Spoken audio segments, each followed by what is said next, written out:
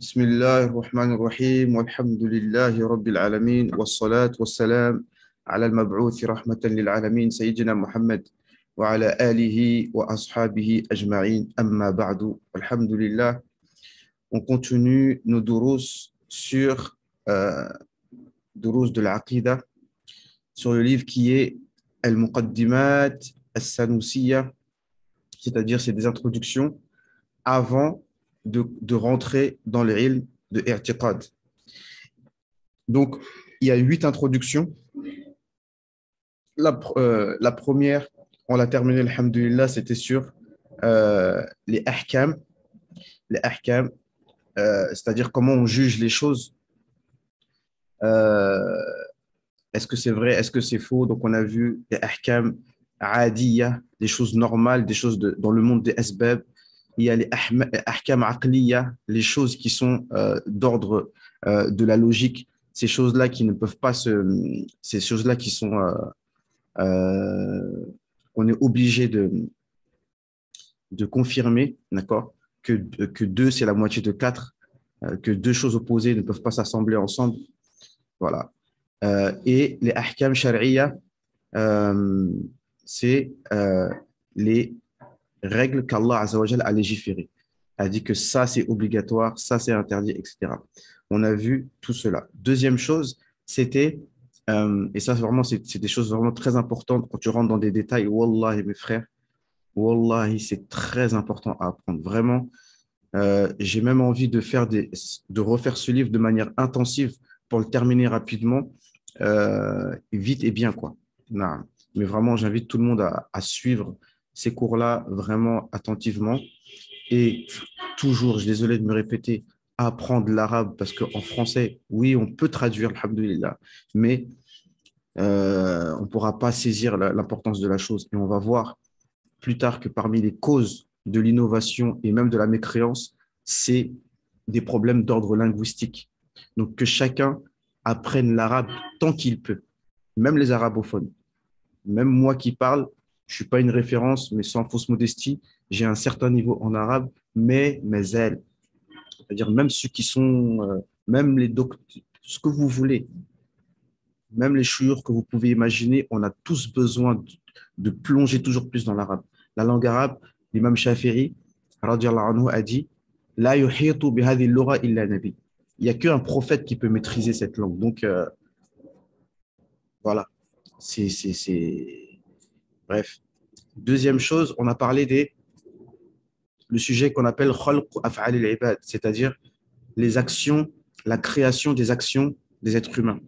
Et on a cité les 3 mazhabs avec des détails tout aussi importants aussi. Donc, le Jabriya, ceux qui disent qu'on n'a aucune volonté, c'est comme éternuer, c'est comme dormir, on ne contrôle rien de nos actes. Ça, c'est pas bon. Les Qadariya, c'est-à-dire les Mu'tazila, qui eux disent que nous avons une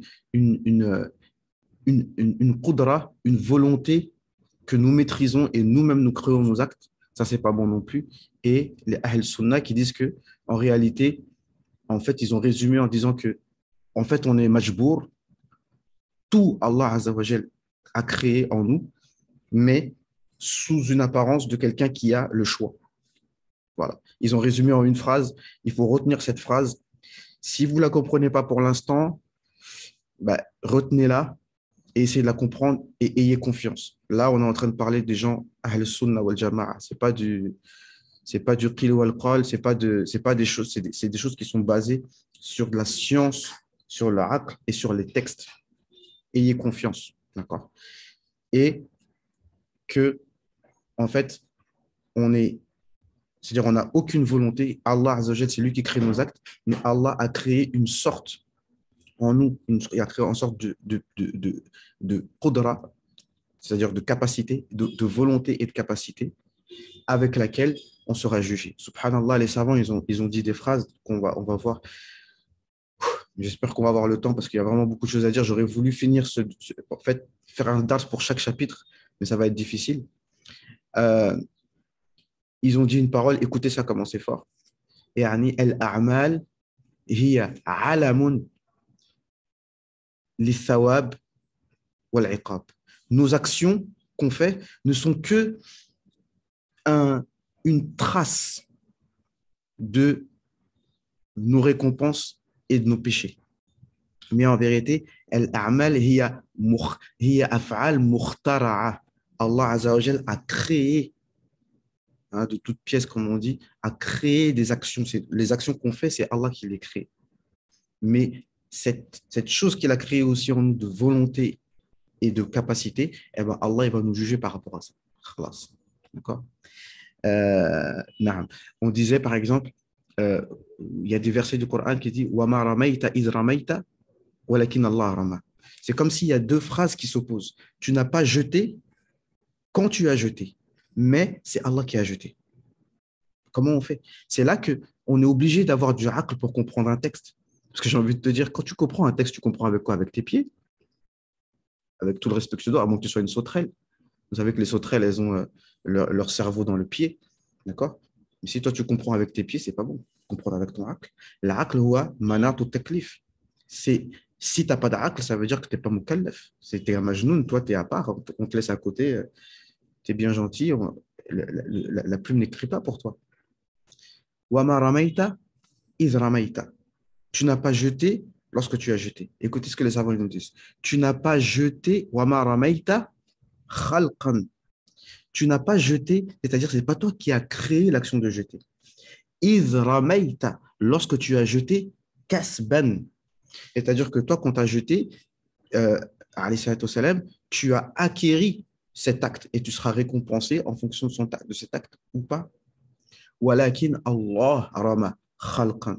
Mais Allah a créé, Allah a jeté khalqan. C'est Allah qui a créé l'action de jeter. Donc, mubashara ou tawalludan. C'est-à-dire, Allah a créé l'action, soit, c'est-à-dire l'action qu'on fait tout de suite, l'action directe ou l'action engendrée par ton acte. C'est-à-dire que tu prends de la terre et tu la jettes. Ça, c'est une chose. Et l'effet de ce que tu vas jeter, ça aussi, c'est Allah qui le crée et il fait comme il veut.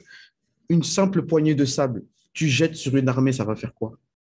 Mais si Allah a décidé que cette poignée de sable va totalement les aveugler et les faire fuir, eh ben ça le fera.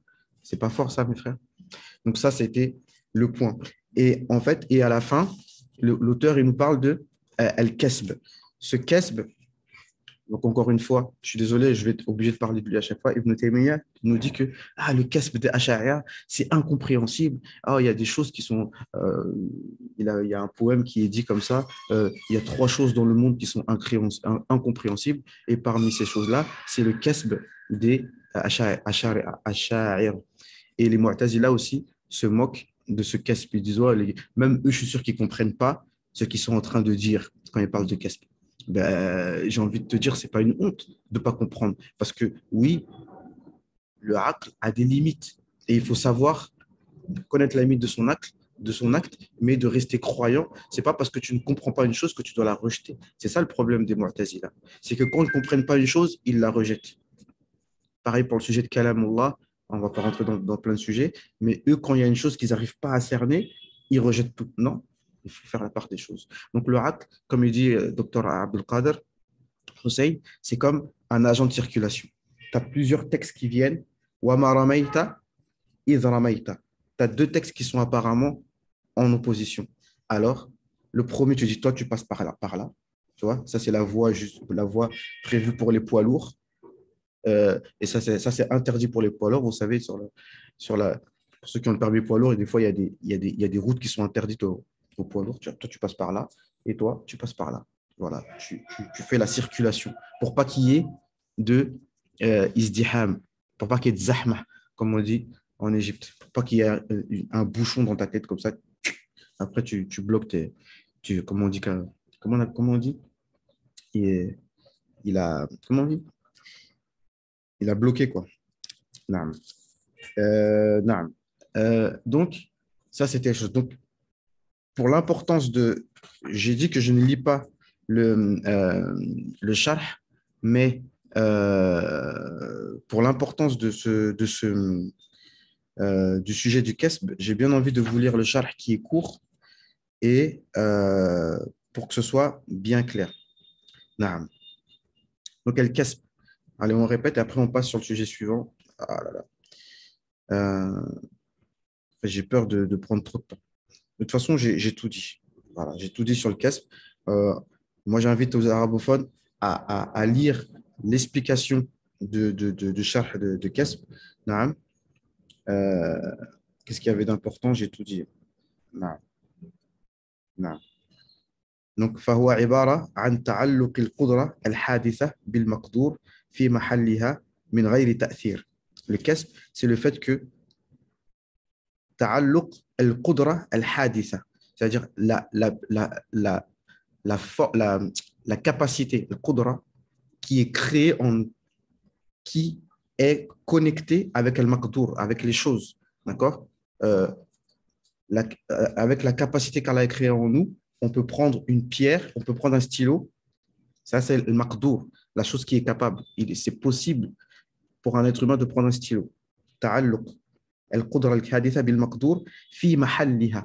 Au moment où ma main touche le stylo, min ghayri ta'thir, il y a une certaine relation de cause à effet entre ma main et le fait de tenir le stylo, min ghayri ta'thir, mais il n'y a pas d'effet en réalité de ma main sur le stylo. Si maintenant je décide de le casser, bismillah, bon, je ne vais pas le casser. Si je décide de le casser, bah, c'est au moment où ma main, ma volonté et ma puissance décident de casser ce stylo, et bah, si je le fais, bismillah, et bah, birali ta'thir.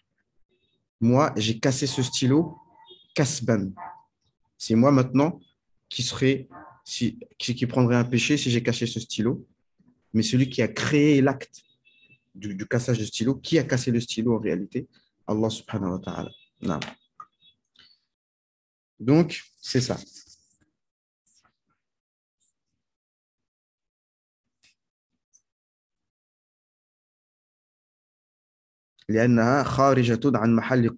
Parce que le fait de casser un stylo, c'est hors de ma capacité en réalité. Mais lorsque ce cassage de stylo a été créé au moment où j'ai acquis cet acte, donc les récompenses et les châtiments ont été attachés à cela. واخترنا بقولها بغير تأثير مما يعتقده القدرية. غير تأثير parce que celui qui pense que c'est la créature qui a agi sur le stylo, ça c'est la aqidah des majous, des qadariya. هذه الأمة من أن تعلق القدرة الحادثة بأفعال إنما هو تعلق اختراع وتأثير. Comme si nous, on créait l'acte et on avait un effet sur cet acte. ولا تعلق اقتران ودلالة على الأفعال. Alors qu'en réalité, c'est une relation de اقتران, ça veut dire que c'est connecté. C'est connecté entre les deux. ودلالة على الأفعال. Et c'est un signe de l'acte. Comme on a dit tout à l'heure, nos actions sont un signe de l'acte. ودلالة على الأفعال. والله بالله التوفيق. نعم. C'est-à-dire que nos actes le fait qu'on a cassé, c'est juste dalala. Quand on dit dalala, c'est une preuve, c'est une sorte de preuve que l'action a été faite. Non. C'est ça qu'on peut dire. Donc maintenant, on passe au troisième hukm. Au troisième hukm. La troisième introduction, c'est anwa' al-shirk. Et ça, c'est très, très important. Très important. Il y a le shirk istiqlal. وهو إثبات إلهين مستقلين كشرك المجوس. Il y a le shirk يعني indépendant, c'est-à-dire que tu dis qu'il y a plusieurs divinités indépendantes, comme le shirk des majous, comment on appelle ça, les Perses là, majous. Et c'est différent du shirk des Quraysh, parce que le shirk des Quraysh, ça s'appelle shirk taqrib. Vous voyez la précision. Donc, on va voir des détails. Donc, je n'ai pas envie de lire. Je ne vais pas lire le charh. J'ai pris des notes pour que ce soit plus accessible pour l'instant. Mais petit à petit, j'invite tout le monde à prendre le temps de comprendre tous les détails qu'il y a dedans et c'est vraiment magnifique. Et Wallah, quand on apprend ça, ça nous permet vraiment de connaître toujours de mieux en mieux notre Créateur. Même si là, ça s'adresse au cerveau, mais même après, dans notre adoration et dans Wallah, on a un goût. شرك الاستقلال وهو إثبات الإلهين مستقلين كشرك المجوس. C'est-à-dire que chaque divinité est indépendante. D'accord? وشرك تبعيض وهو تركيب آلهة إله من آلهة كشرك النصارى. Il y a le shirk de tab'id, c'est-à-dire que tu mets les choses, tu compartimentes les choses, tu les compartimentes. Donc là, ce n'est pas istiqlal, ce n'est pas chaque divinité est indépendante, non, c'est une divinité composée de plusieurs classifications à l'intérieur.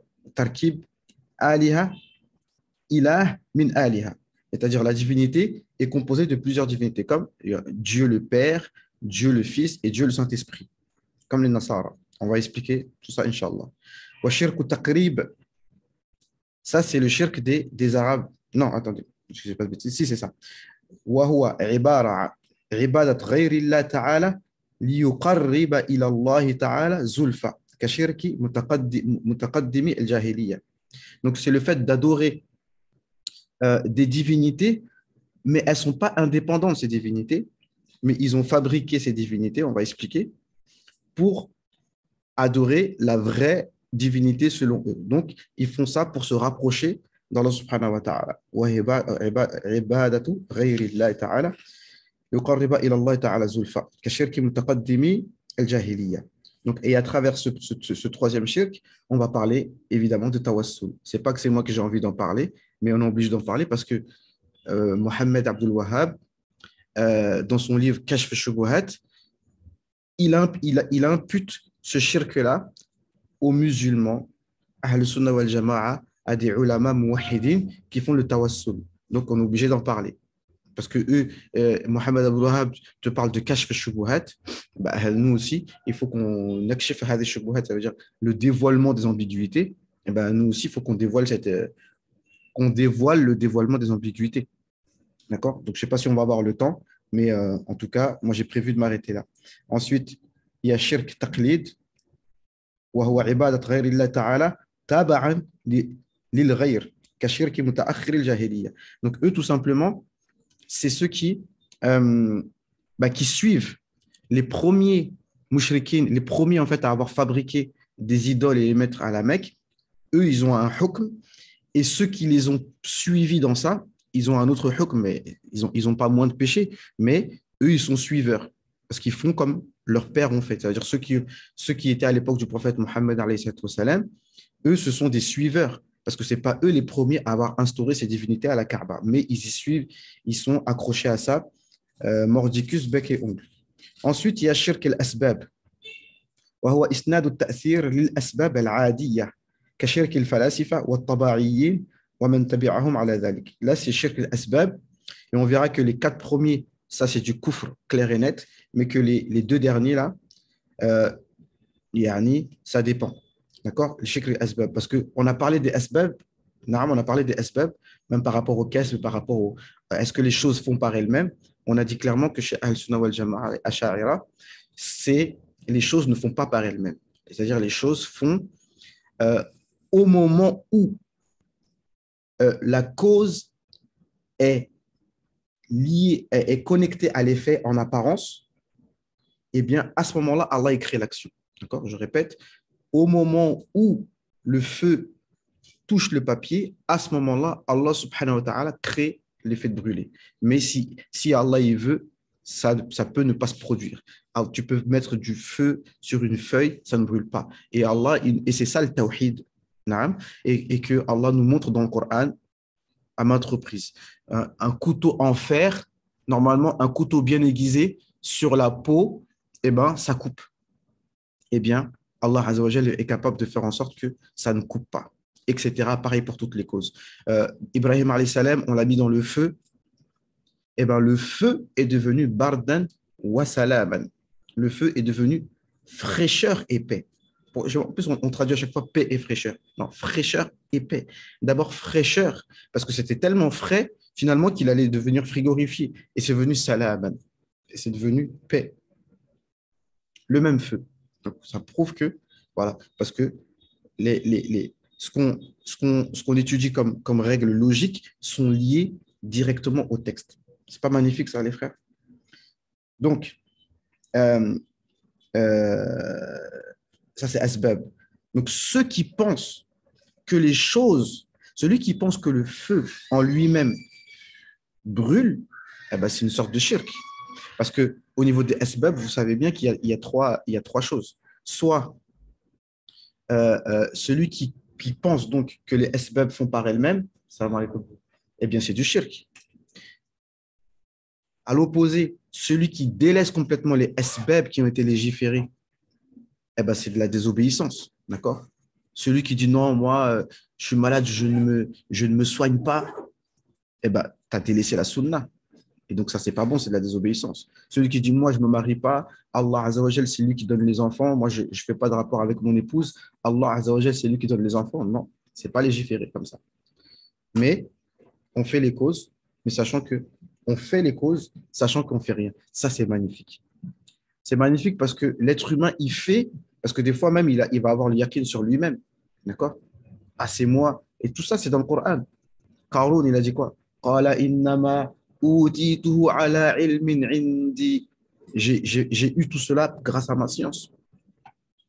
أولم يعلم أن الله قد أهلك من قبله من القرون من هو أشد منه قوة وأكثر جمعا.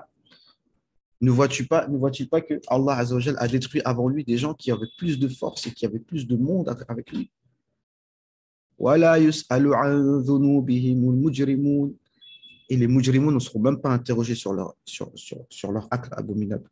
Et plein d'exemples comme ça. Hein? فأما عاد فاستكبروا في الأرض فقالوا من أشد منا قوة. Les Had, ils se sont enorgueillis sur terre, ils ont dit qui est plus fort que nous en force? أولم يعلم أن الله الذي خلقهم هو أشد منهم قوة. C'est une évidence. Ben là, ne voit-il pas que Allah qui les a créés est plus fort qu'eux? Donc, ça, c'est les philosophes qui pensent que les causes font par elles-mêmes, parce que les philosophes, eux, ne croient pas en l'existence d'Allah, ils croient que le monde existe, il y a ce qu'on appelle qidam al-alam, que le monde existe de toute éternité. Naam.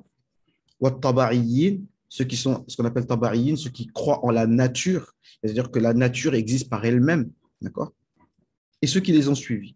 Et ceux qui les ont suivis. Naam. Euh, je dis tout ce qui me vient à l'esprit, hein, pour pas que. C'est-à-dire que, dans un certain sens, bon, Ibn Taymiyyah, après peut-être les frères, ils vont dire non, c'est pas vrai. Parce qu'Ibn Taymiyyah, en fait, il a toujours deux paroles, en fait. Il dit une chose, après, il dit son contraire. Donc, dès que tu vas accuser Ibn Taymiyyah de quelque chose, ils auront toujours un autre texte pour dire, vous voyez, il a dit le contraire. C'est ça qui est compliqué. Comme on dit dans les paroles d'Ibn Taymiyyah, il y a ce qu'on appelle muhkam et mutashabih. Il y a des choses qui sont claires et puis il y a des choses qui sont équivoques. Donc, quand il y a quelque chose d'équivoque, il faut ramener à ces paroles claires, mais il faut savoir qu'est-ce qui est clair chez lui et qu'est-ce qui ne l'est pas. Non, mais parce que lui, en fait, pour pouvoir euh, valider ce qu'il dit au niveau des attributs, bah, en fait, finalement, de manière discrète, il essaye de faire comprendre qu'il y a toujours eu des créatures avec Allah. Donc, quand Allah nous dit, bon, ça n'a peut-être rien à voir ce que je dis là, mais quand Allah nous dit que Allah était, il y avait rien avec lui.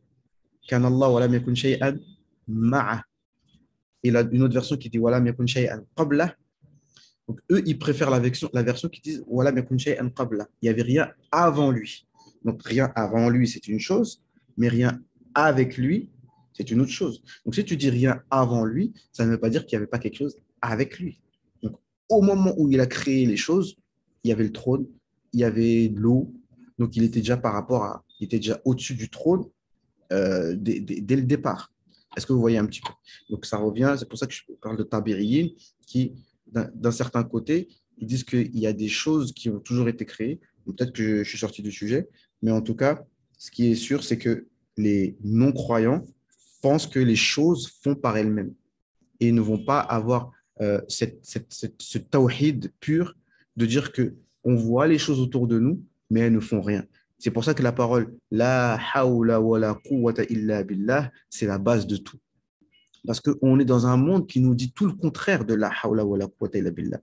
On voit les choses qui font, on voit l'eau, voilà, le couteau ça tue, et l'eau ça brûle, le feu ça brûle, et l'eau ça mouille, et les oiseaux volent dans le ciel, comme vous savez. Naam.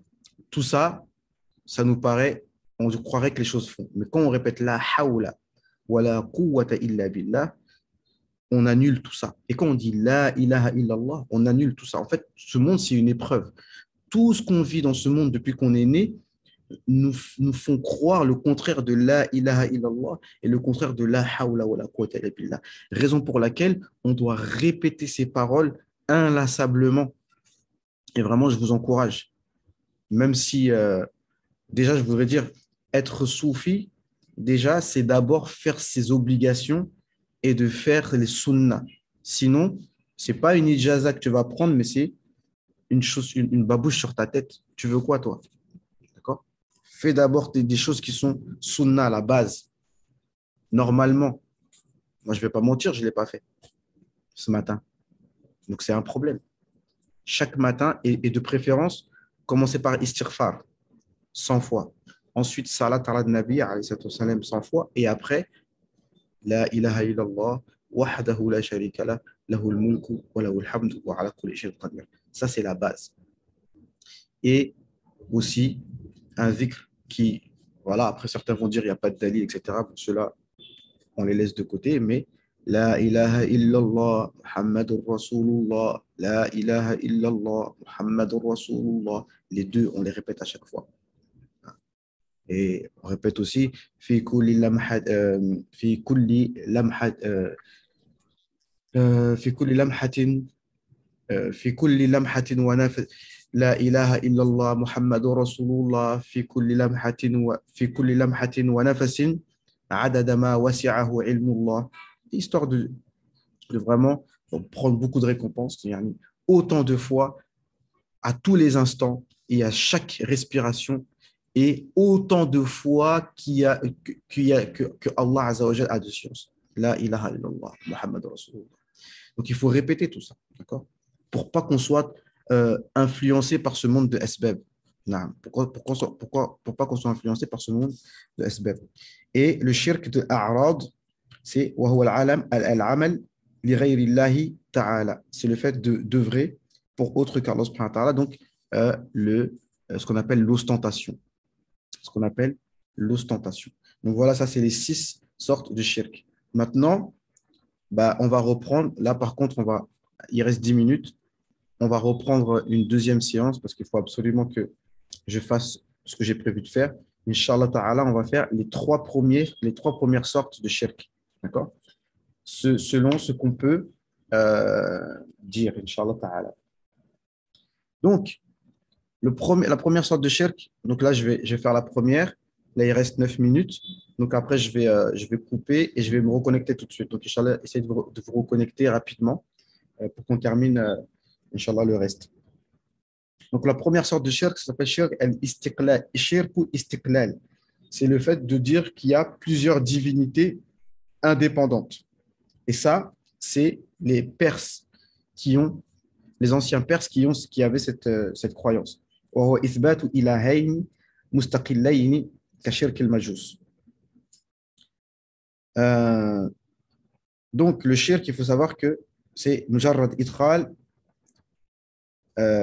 مع غير الله تعالى لازم منه كفر أو لم يلزم. نعم. Donc, bref, le fait en fait, eux, il ne faut pas confondre donc ça avec le shirk des mouchriquins de Quraysh. Parce que eux, c'est le troisième, c'est-à-dire takrib. Eux, ils ont pris des divinités pour se rapprocher d'Allah subhanahu wa ta'ala. Donc, eux, comme on sait, ils ont deux divinités en fait. Eux, ils disent qu'ils ont deux divinités, An-Nur wa Dhalam, la lumière et les ténèbres. La lumière et les ténèbres. C'est pour ça que, en fait, subhanallah, quand on dit Allahu nuru samawati wal ard, il faut faire attention comment nous, on explique cela. Parce que si on dit, encore une fois, c'est toujours la même chose. Les autres, les salafis, quand ils te disent Allah, c'est Nour et que Allah, c'est une lumière, mais si tu crois, tu comprends toujours et encore dans le sens yani physique, en fait, palpable, que Allah, c'est une lumière, pas comme les autres lumières, c'est très grave, en fait. Parce que si tu dis ça, ça veut dire que si tu dis il y a lumière, ça veut dire qu'il y a ténèbres. Comme ils disent les, ben, eux, les majus, tu vois. Mais Allah nuru samawati wal ard, bon, là, j'aurais pas le temps d'expliquer, mais en gros, euh, Allah nur, ça correspond au nom d'Allah qui est Al-Zahir ou Al-Muzhir.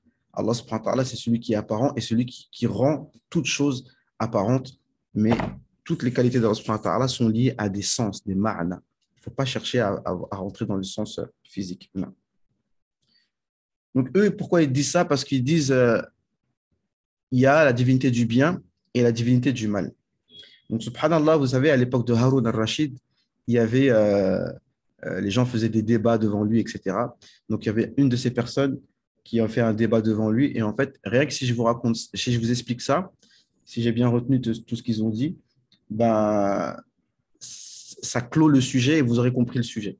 Parce que eux, ils disent que la divinité de lumière, elle fait le bien et la divinité de ténèbres, c'est elle qui fait le mal. Je dis d'accord. Donc, je crois que ce n'était pas Haroun al-Rachid, mais un savant qui a débattu avec lui, qui a dit, OK, donc, est-ce que quand tu fais du mal, tu regrettes? La divinité qui fait du mal, elle regrette. Il dit, oui, elle regrette. Et il dit, le fait de regretter, c'est un bien. Il dit, oui, c'est un bien.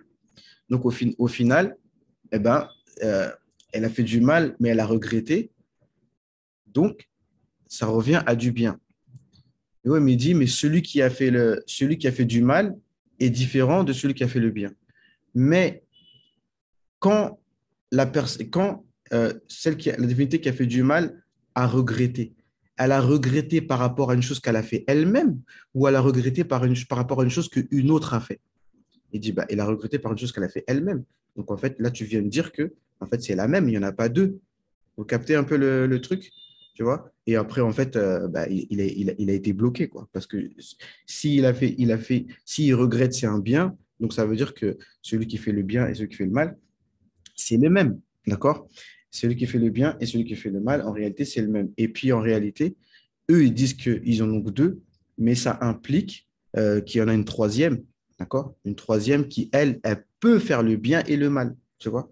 Parce qu'eux, ils ont dit une qui fait le bien, une qui fait le mal, mais en réalité, il faudrait une troisième qui, elle, peut faire le bien et peut faire le mal, et même une quatrième, même une cinquième. Donc, voilà. Ça, encore une fois, les savants, masha'Allah, et depuis, c'est notre héritage scientifique, tout ça, tous ces gens-là, les Majous et les chrétiens, tout ça, comme on pourrait dire, on leur a réglé leur compte depuis des siècles et ça nous permet, nous, d'être encore plus forts dans notre tawhid. Voilà. Et puis aussi, une chose qu'il faut savoir, pour terminer avec les Majous, c'est que Allah subhanahu wa ta'ala, lorsqu'il fait une chose, donc ça, c'est une chose importante à savoir, on ne l'a peut-être pas traité ici, mais c'est qu'on on doit savoir au niveau d'Allah subhanahu wa ta'ala, c'est que quand Allah subhanahu wa ta'ala fait quelque chose, ce n'est pas euh, par illa. Il ne fait pas quelque chose poussé par quelque chose. Il n'est pas poussé, yani, justement, les moutons de Ash'aira, on dit وَمَنْ يَقُولُ بِالطَّبْعِ وَبِالْعِلَّةِ فَذَلِكَ كُفْرٌ عِنْدَ أَهْلِ الْمِلَّةِ. Celui qui dit que les choses font par elles-mêmes, comme on a dit, les choses font par elles-mêmes, أو بالعلة, que Allah il fait une chose parce qu'il y a eu telle chose, eh bien, ça c'est du kufr. Quand Allah subhanahu wa ta'ala il fait du bien ou il fait du mal, ce n'est pas pour une raison. Hein. Allah subhanahu wa ta'ala, lorsque il crée, et toutes nos obéissances elle ne lui apportent rien. Et quand il châtie quelqu'un, ce n'est pas comme nous, par exemple, quand on veut on veut se venger de quelqu'un, c'est pour ce qu'on appelle en arabe shifa al-ghayz. C'est pour soigner notre rage. Quelqu'un nous a fait du mal, on veut se venger de lui. Allah subhanahu wa ta'ala ne fait pas du mal, ne châtie pas quelqu'un parce qu'on lui a fait du mal. Donc il n'y a aucune illa dans ses actes. Ça, c'est ce qu'on peut dire en résumé de ce que les savants ils ont dit par rapport à ce shirk de istiqlal. Et puis, de toute façon, ce n'est pas possible, hein, qu'on comprend, parce que là, on n'est que dans les introductions, mais quand on va arriver dans la Aqidah elle-même, on va savoir comment on prouve l'existence d'Allah subhanahu wa ta'ala. Et l'existence d'Allah subhanahu wa ta'ala, c'est wajib al-wujud. Il est obligatoirement existant. Obligatoirement existant. Donc, il ne peut pas y en avoir deux obligatoirement existants. Et tu vois, ça, c'est dans le Coran, Allah, il répond à tout ça. Par exemple, Allah, il dit وَقَالَ اللَّهُ لَا تَتَّخِذُوا إِلَهَيْنِ اثْنَيْنِ. Allah, il dit ne prenez pas deux divinités. Mais il dit aussi ما اتخذ الله من ولد وما كان معه من إله. Allah ne s'est pas attribué d'enfant et il n'y a pas avec lui une divinité à proprement parler. Et Allah, il explique pourquoi et il donne une raison qui s'adresse au aql pour dire pourquoi c'est pas possible.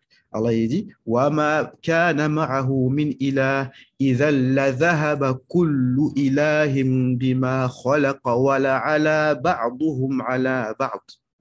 Parce que s'il y avait deux divinités, bah, chaque divinité partirait avec ce qu'elle a créé. وَلَعَلَا بَعْضُهُمْ عَلَى بَعْضٍ. Et automatiquement, il y a une divinité qui prendrait le dessus sur l'autre. Elles ne peuvent pas être égales. Chacun crée quelque chose. L'un décide de créer, l'autre décide de détruire. Il faut automatiquement qu'il y ait une qui prend le dessus sur l'autre. Et ben, si une prend le dessus sur l'autre, ben, ça nous ramène dans ce qu'on appelle tasalsul. Tu vois, ça veut dire que ça ne s'arrête jamais. Et ça, c'est impossible. Et comme c'est impossible, et comme on voit bien que le monde, bah, ça ne se passe pas ça, on ne voit pas qu'il y a des guerres entre divinités comme chez les Grecs, et ben, ça prouve qu'il n'y a pas deux divinités. Est-ce que vous voyez un petit peu? Donc voilà, on s'arrête là. On reprend tout de suite, Inch'Allah Ta'ala, pour le deuxième et le troisième, Inch'Allah. Allez, à tout de suite, les frères. Après la pub.